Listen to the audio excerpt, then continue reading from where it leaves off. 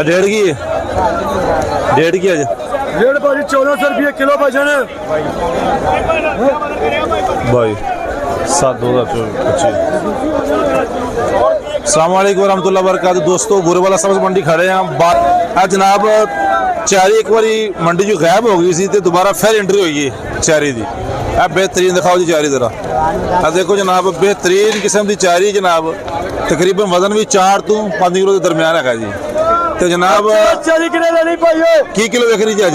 Cherry भाई 1400 रुपया 1400 रुपये किलो भाजन जनाब। 1400 रुपये किलो विक रही है। तो VIP बेहतरीन किस्म की चैरी है जी।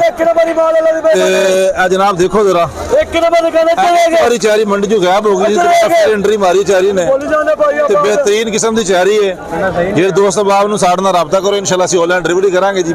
1400 रुपये किलो मंडी का रेट है जी। 1400 रुपये किलो मंडी का VIP चैरी।